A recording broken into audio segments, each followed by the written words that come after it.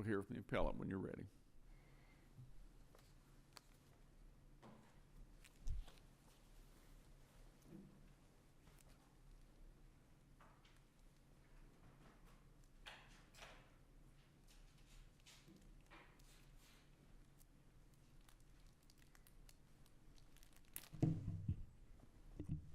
I'd like to reserve 3 minutes for rebuttal. 3 minutes. Did you say 3 minutes? 3 minutes, yes, sir. Yeah, that'll be fine. May it please the court, my name is Jacob Vanson, and together with my co-counsel, Donald Caparella, I represent Bradley Putnam Davis, the father in this case. This case presents a situation where the mother, in a custody dispute, without consulting with the father, which she was required to do under the parenting plan, hired a therapist to treat their minor child. The child treated with a therapist who ultimately concluded, based significantly on disclosures made by the child and observations made during the therapy sessions, and that's important, that is one of the key factors that the therapist was basing a conclusion on. The therapist concluded that mother was engaging in parental alienation, which is a form of emotional abuse. The treating therapist's deposition was admitted into the record as substantive evidence, yet the trial court essentially ignored the deposition, ignored the anti-abuse mandatory parenting time limitations imposed by Tennessee Code annotated 366406, and left the child in the primary residence of the abusive parent. The trial court thus failed to apply the proper legal standard to the case before it, which was an abuse of discretion. I welcome the court's questions. Counsel, you say it's a form of emotional abuse. Is that based on the testimony of the expert? Is that established in Tennessee case law? How is alienation and parental affection, how do you get to emotional abuse from that? So that is based on the testimony of the expert, and the expert did cite the American Psychological Association standards as saying that parental alienation was a form of emotional abuse. Is there Tennessee case law that's consistent or supports that? And do you have a case you can point us to in which this court has viewed parental alienation and parental affections as falling within Tennessee's understanding of emotional abuse for application of the statutory provision? I'm not familiar with any, Your Honor. I don't want that to be taken as there not being any. I know there are cases in Tennessee on parental alienation. I don't know whether or not they applied this particular statute or not. Let me ask you about the diagnosis of parental alienation in this case. I've looked over parts of the deposition transcript of the therapist here, and she indicates that there's parental alienation here, but I'm not sure that she ever gets to a hard diagnosis of that case. I know at one part she talks about there are mild, moderate, and severe cases and eliminates this as a severe case, but I don't know from the testimony, is she saying this is a mild case, it's a moderate case? Where do I get that? So I'll give you some citations, and these are strings cited in my brief. In the record, volume 12, which is the therapist's deposition, you can look at pages 21, 24, 33, 39, 47, 63, and 74 and 75. Okay, so I've looked at those pages you cite in your brief. I'm not sure I'm tying up this is, I'm diagnosing parental alienation here based on this as a moderate case, because we know she's eliminated severe, or a mild case of parental alienation committed by mother.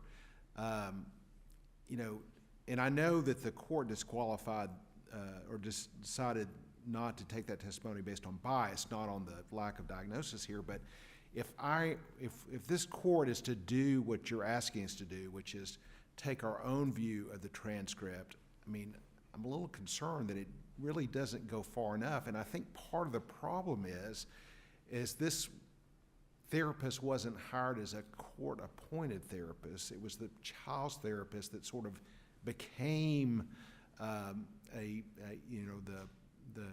testifying expert here in a way.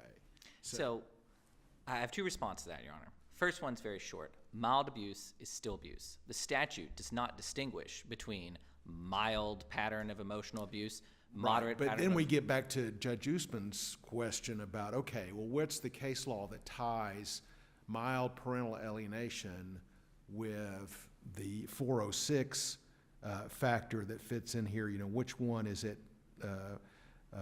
Emotional abuse of a parent, you know, I don't know that we have that. I mean, my recollection is Duke against Duke is one case where you had parental alienation tied to a 406 factor, but, you know, I don't know that we've ever said mild parental alienation would qualify as emotional abuses for purposes of 406-2. Well, there has to be a first case for everything, right? And just because this court has never previously applied that You statute. think this should be that case? Right. And I want to make it clear that the therapist, in her, and this is in response to the second part of your question before, but it also bleeds into the first. The therapist, and I believe it's the page 74 and 75 part of the deposition, but the therapist walks through the different elements of parental alienation and applies each of them to mother in this case, right? And so doing that, I think it's clear that the therapist is making the diagnosis that parental alienation is occurring in this case, right? And so given that, you have to ask the question of, well, should the statute be applied? And the statute on its face says it should be applied. However, Counsel, I see a question. do we have to go all the way to where you're asking us to go here? Isn't there a partial step here? I mean, the trial court's basis, right, in terms of how looking at the expert is the possibility of bias. And isn't enough to sort of send it back and allow and say that's not an adequate basis for tossing out the expert, the fact that an expert could potentially be biased, and then allow the trial court to more meaningfully engage with the expert's testimony here? I don't think the court should do that in this case because this court is in the same position that the trial court would be in terms of evaluating the witness's credibility because they're just reading the transcript, and you all can read the transcript just as well as the trial court can. The child at the time that this case took place was 6 years old, I believe, when a lot of the events were taking place. She's now 9 years old. I think given the situation we're at now and given the fact that this court can read the transcript, in addition to all the other evidence in the record. Father testified live, though, in this case, right? Why isn't this, in terms of thinking through what happened here, and if I'm remembering correctly, mother testified by deposition, father testified live, and the expert was by deposition. Is that correct, or am I? Father testified live, mother testified live, expert testified via deposition. Okay.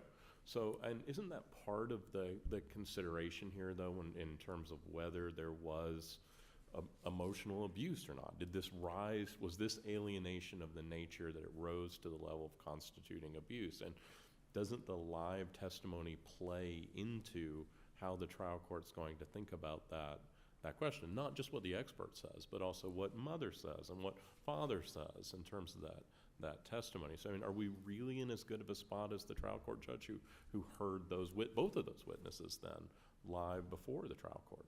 Well, I would say yes, because number one, this court has many times before, as I'm sure all of you all are aware, this court has many times before said, we can read documentary evidence just as well as the trial court can. Now, I know what you're saying, which is why doesn't the credibility of the witnesses and all that bleed into the reading of that documentary evidence?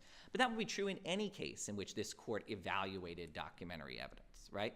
So I would say that just because the trial court can, also hear the testimony of the persons live, doesn't necessarily mean that this court is incapable of reviewing the testimony of the expert and seeing whether or not it's credible. I'd also point out that the trial court did not really make a finding that either parent's testimony in this particular case was not credible, right? So you don't have a situation where the trial court is, saying, well, I don't believe father, I don't believe mother as to any specific issues. As I point out in my brief, there's a kind of a dearth of supporting factual facts. I'm supporting the conclusion of law. I actually argue in my brief that under Rule 52.01, there needs to be more subsidiary facts found. So that, of course, begs the question, well, why not send it back for finding of more subsidiary facts? And I would argue it's because this court, I mean, this case had already gone on for multiple years at the time the court finally got around to trying it.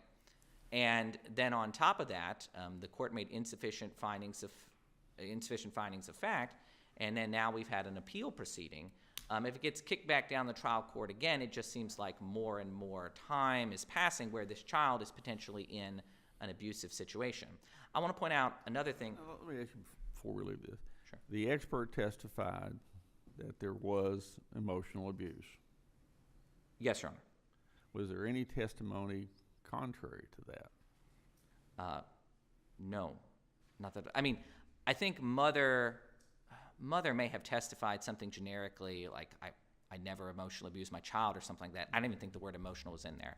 And I'd honestly defer to the record on the specific point of whether mother testified contrary to that. I will say that father's testimony was very consistent with there being emotional abuse.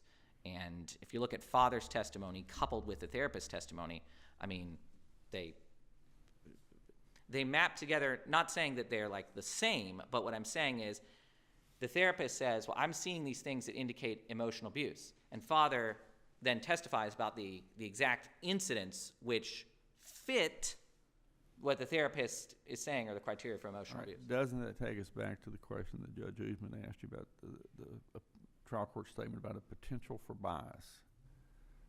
I mean, isn't that the real issue on what the trial court did here as far as parental alienation and emotional abuse? Yeah. Two things. As I mentioned in my brief, number one, there's no such thing as the potential for bias as a legal standard to exclude testimony. But even if we take mother's position that the trial court was just being nice and really meant that the therapist was biased, if you look at the definition of bias that I set out in my brief, which comes from Tennessee case law, it has to be where the party's interest in the case is so overwhelming that it overwhelms their ability to testify truthfully. There's no evidence that that was the case there. Well, that's where you get sort of back into the problem that this therapist wasn't hired as an expert to give an opinion on parental alienation in this case. It was the child's therapist that sort of was co-opted here for this role in the court proceeding. So you didn't have the guardrails that typically go in effect here. So you had a circumstance where father was communicating, and I'm not blaming the father for this. I credit the father really for communicating with a therapist here that's working with their child. But I can certainly understand how the court might go, yeah, I'm not going to rely on this sort of diagnosis if you can, again, I'm having trouble finding the actual diagnosis here in the transcript, saying, I'm just not going to credit that in this case, which is basically what I think the court was saying here. Yes. I see that my time is up. If I can please, address that. yeah. And then also, if it's possible, can I deduct 1 minute from my rebuttal? Because there's one other thing that I want to mention that I haven't gone to. We'll give you 2 minutes rebuttal. Okay, thank you.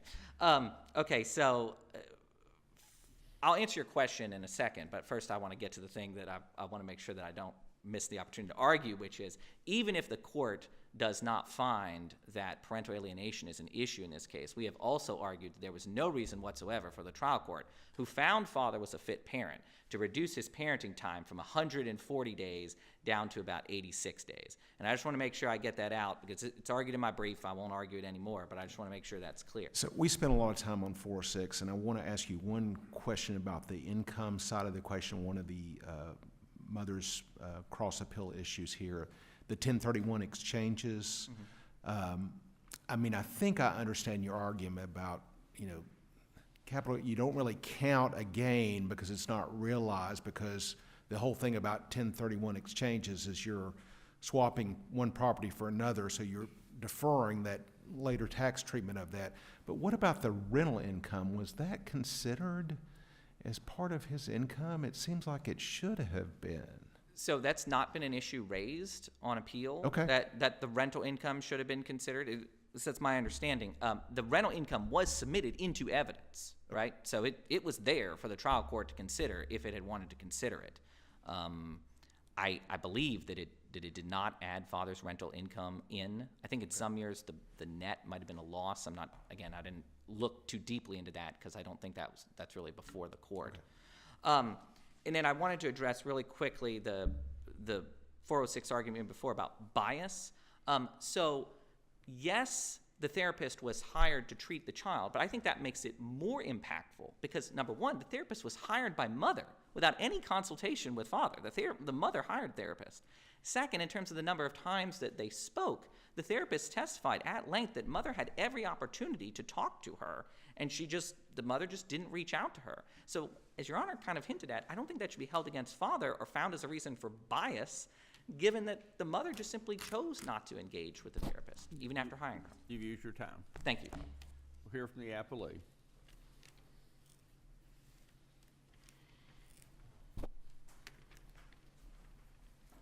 Good morning, Your Honors. I'm Kimberly Turner from the Montgomery County Bar. I do have a question for you because I've never been the counter appellant.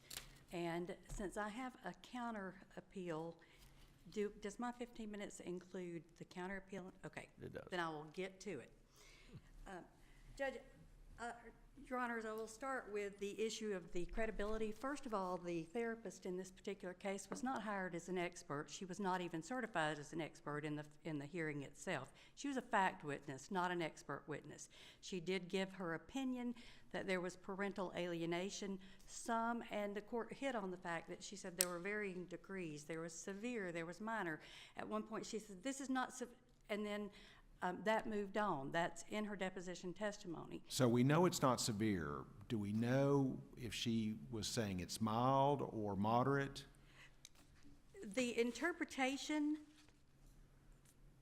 my interpretation was that it was mild, but she's not, that she believed it to be mild, Okay, but and she then didn't specifically state that she believed it. Part of the facts, underlying facts that she's relying on for the components of parental alienation here has to do with the stepfather, right? It doesn't involve the mother, correct? Correct. Apparently the child overheard outside of her presence, the stepfather said the father was a derogatory term. It wasn't said to the child or even with the child in the room, but the child apparently overheard it, and that was one of her reasons. She gave a definition specifically that the relationship between the alienated parent and the child will shift. Seemingly it was once a positive relationship, and now the child shows constant hostility and criticizes the parent. When asked if the child showed the constant hostility towards her parent or her father, the therapist stated, no, I mean parental alienation can be mild, moderate, severe, and I think there's some of that going on when she doesn't. I mean, it's not severe, but there's some of it going on anytime she has to go visit her father, when she's first with her father and during phone conversations, and that's found in volume 12 at 72 lines 3 through 9. So does that mean it was mild? It means it was not severe. She thinks there was some. Then she goes on to testify that the mother alienated the child from the father by bad-mouthing, limiting contact, interfering with communication, forcing the child to choose based upon conflicts of the child not wanting to go to dad's because she has gymnastics and this and that, and in making the child feel bad and want to choose to stay home, confiding in the child about discussion of legal matters, and delivering news by the child. The delivering news by the child was the child wanted to stay home with mom for Christmas, and she said, honey, you have to ask your dad because he's awarded the Christmas. What the court didn't note, but the record reflects, is that though the father was awarded every Christmas by agreement, the original parenting plan... Why didn't the court know it if the record shows this? Well, it was testified to at some point in these proceedings. There was discussion about the Christmas. I don't have that here with me, and the court did not note it, but the previous parenting plan specifically provided that the father would have the Christmas holiday and he would work with the mother to make accommodations for her to have time during the Christmas holidays. In the entire time that that the parties had been divorced, she'd never had the Christmas those accommodations had never been made. And the child wanted to, and the therapist testified, the child wanted to spend time with her mom during the Christmas holiday. And the mom said, you gotta ask your dad. And the therapist found this to be one of the symptoms of parental alienation because she said, you've got to ask your dad. Now, is that parental alienation? Baby, I can't let you stay here. You've got to ask Daddy if you can stay. The court had an opportunity to view the credibility of all the witnesses that testified. The court didn't have the opportunity to view the therapist, but did have an opportunity to read it, and clearly this court has read it. It's one-sided. There was nothing I could ask this Counsel, therapist. did the trial judge say it was one-sided, or the trial judge say there's a possibility of bias? I mean, isn't the possibility of bias the basis on which the trial court has, through its written order, told us that it was going to discount the testimony of this witness? Yes, sir. The trial court said there was a possibility of bias, and a clear read of this deposition would show a possibility of bias. Okay, we've got multiple orders in this case. Yes, sir. It sounds like to me the second order was a nullity, right? Because notice of appeal had already been filed after the initial motion to alter or amend had been denied. Well, Judge, I don't believe that would nullify that. Well, the trial court lost jurisdiction. I mean, after you get one motion to alter or amend that was denied, then there was an appeal. I mean, Well, it wasn't a motion to alter or amend. It was a motion to clarify. clarify. Because the So summer had no ending. where do I look in the rule for a motion to clarify? What rule does that come under? I absolutely can't tell you that there is a rule. There's not one that says there was just no end to the summer. In the motion to alter or amend that was filed originally, the court just summarily denied the entire motion, but it specifically stated that this was open-ended and requested the court to give a date because these parties are contentious. There was no way that they were going to agree. The father had kept the child out of school and not returned the child on multiple occasions. There had to be an end in sight. And when that was brought to the court's attention, the court did supplement its ruling by stating that there was an end to the summer. Remind me, But in counsel, the- is this the case? We've got a really heavy parent docket this morning. Is this the case where the court ordered some therapy for both parents, or is that another case? No, I'm Your thinking? Honor, Okay, it's not. all right, yeah. Probably would have been a great idea.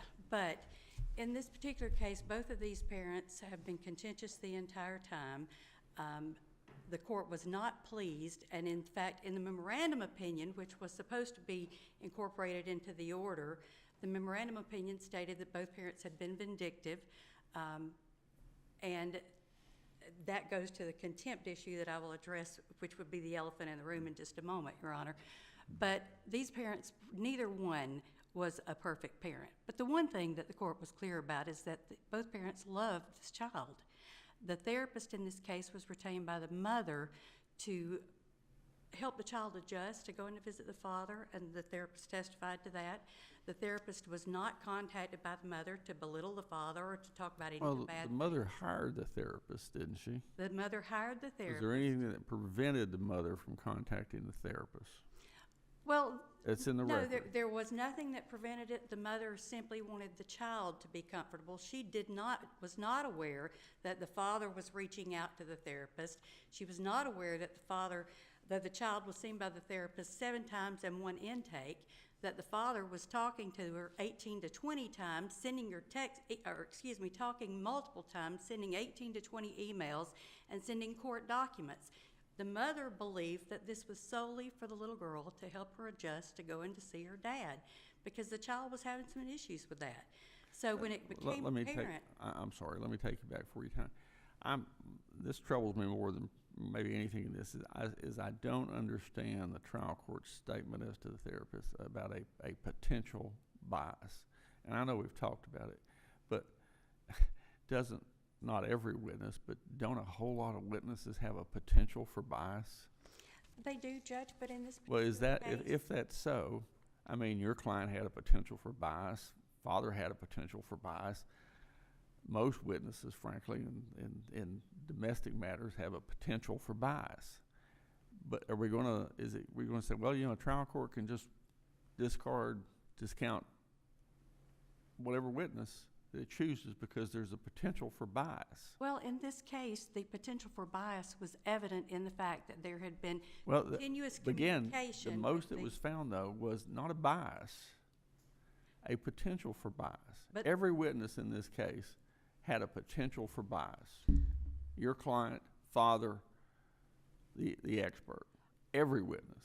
But I guess the court found that the potential for bias was based on the fact that there were 18 to 20 emails between the father I understand why, and that the but mother had. there was no finding of bias by the court as to the therapist, correct? There was not a specific There was no finding. finding I think that it was the- the judge did being the trial kind court- in his wording. Did the trial court find that the therapist lacked credibility? No, sir, he did not make a specific finding of lack of credibility. Matter of fact, he found some things very helpful, most helpful. He did state that, yes, Your Honor. Okay, I'm still just trying, and maybe there's a reason, but I'm still trying to wrap my mind around the fact that, well, this witness had a potential bias, so I'm going to disregard certain aspects of the witness's testimony, when most every witness has a potential for bias. Judge, I think the issue was here that he knew that both parents in this case had flaws. Both parents had made mistakes. He believed both had been somewhat vindictive, but this therapist based her testimony based solely upon evidence or information she received, the majority of which came from the father. The therapist saw the child 7 times. She saw the child September, November, January, 3 times in February, and in April. Counsel, why wouldn't this case benefit from going back and having the trial court explain then that's, and a lot of your argument here seems to be this witness really was biased and the information was distorted and dad was presenting a pro-dad and mom, an inaccurate picture was developing a mom. Maybe that's all true. But along the lines of the question being asked, the trial judge didn't say that. And the trial judge in the written order says there's the potential for bias. And why wouldn't this case benefit from a remand back for the trial court? With the trial court, if things are, and the trial court viewed it the way you're saying is the appropriate way to view it, wouldn't we benefit from the trial court stating that, remanding to the trial court and the trial court saying, you know what, it actually was bias here, and here's why, and here's how it distorted the understanding of the facts in this case. And then we're not speculating that maybe that's what was underlying this decision by the trial I believe court. that a clarification would probably be a good thing, Your Honor. And before we get, I have multiple things that I want to address, but the issue of the appeal on the criminal contempt, I need to make the court aware that the issue is that the court did not enter a ruling. The court dismissed this case. There was a proper service, there was a proper petition, there were proper allegations, there were proper elements that were presented, there was full undisputed testimony. So are And you at that point- suggesting we have a non-final order here? Judge, I've broached that with the opposing counsel. Yes, I don't believe it was a final order. So you don't think the criminal contempt was actually resolved? It was not resolved. There was not an acquittal. There was not a finding of guilt. There was a dismissal, and there was not a finding of a dismissal with prejudice. And since there was not a finding of dismissal with prejudice, then it's assumed that there is a dismissal without prejudice, unless there is a review of the record that shows that it was intended to be with prejudice. And there's nothing. I've been through it. I presented that to opposing counsel and had asked that we remand that particular issue and let the court rule on that particular issue. I got no response to that. There's been a lot of money and a lot of time expended in this court on this issue, or on this appeal. But the problem is that the court didn't finalize the one issue that the court should have finalized that would have made this thing final. Either he's guilty, he's acquitted, it's dismissed with prejudice, or it's not dismissed with prejudice. Was that brought to the court's attention in the first motion to alter or amend, that there wasn't a ruling on the criminal contempt? I honestly don't recall. There's been so much on this case, and I apologize. Yeah, there is a lot on this case. I would agree with you. How do we read the memorandum opinion in conjunction with the final order? How is that to be read? Well, Your Honor, the memorandum opinion was supposed to be incorporated by the mother's counsel, which was me, and made into a final order.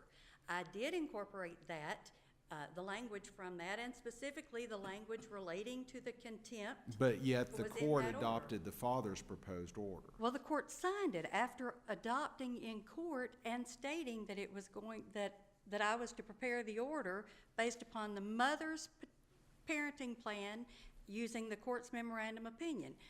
Then when the father objected to the order and, opposed the order and filed his own order, the court signed the order that was submitted by the father, which contained a parenting plan that had never been entered into court or testified to in court. And again, that was contained in my motion to alter or amend, which was summarily denied. And my motion to alter or amend was long, thick, and thorough. I'm sure the court saw that, and perhaps too much to read. Maybe, again, we agreed to have it heard on the pleadings because it was so extensive. There were no findings after the court entered its ruling based upon the pleadings. It was simply denied summarily and no attorney fees awarded. So I want to add, you're out of time, and I want to ask you, before you conclude, about the 1031 exchanges. I mean, appellant's counsel is correct. The way the issue is framed is not including the sale of the 1030. There's nothing about rents there. So would you concede that we're just concerned about whether or not we include the sale proceeds from the 1031 exchanges? yes, sir, because we were not able to get that information. The father didn't disclose the documents, and we had no idea of what the rents were. Okay, but now you do. So, I mean, it's always possible to seek modification, I suppose. Correct. Yeah. If we could go back and seek to modify based upon that. On the 1031 exchanges, realized and unrealized income are considered, for child support purposes, they're considered income. And whether it's taxable income or whether it's not taxable income, which is the issue of the 1031 exchange, is irrelevant. In this case, it was income he received, and it was income he reinvested. It was income he said he planned for his future, not that he needed the income right now. Well, he has a child right now, not his family down the road, as he stated in his testimony.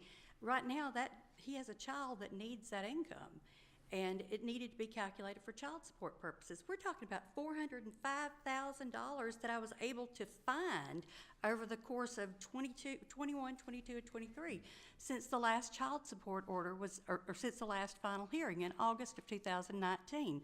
$405,000 that was not included in his income. That is a significant amount of income that was hidden because of a 1031 exchange. And that's like the $350.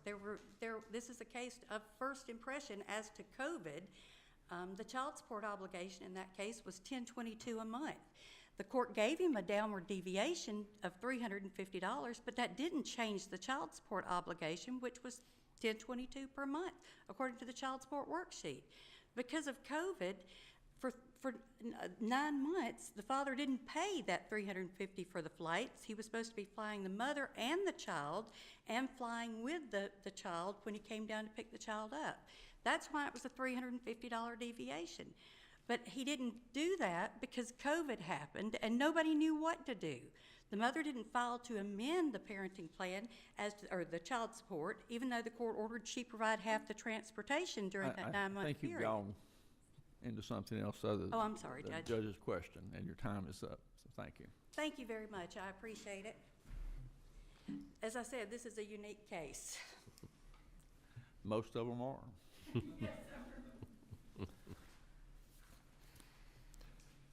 You have your 2 minutes. Yeah, and start off with finality here, please.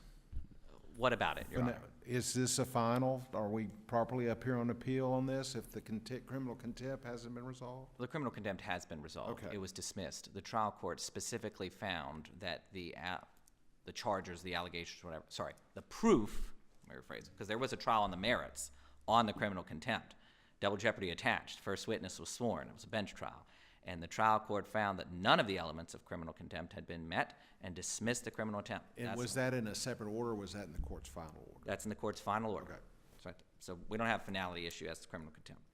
I want to turn back real quick to the question of mild versus moderate emotional abuse. I think it's important for this court to take note of the fact that mother sought out the therapist because she said that the child was having trouble with the transition.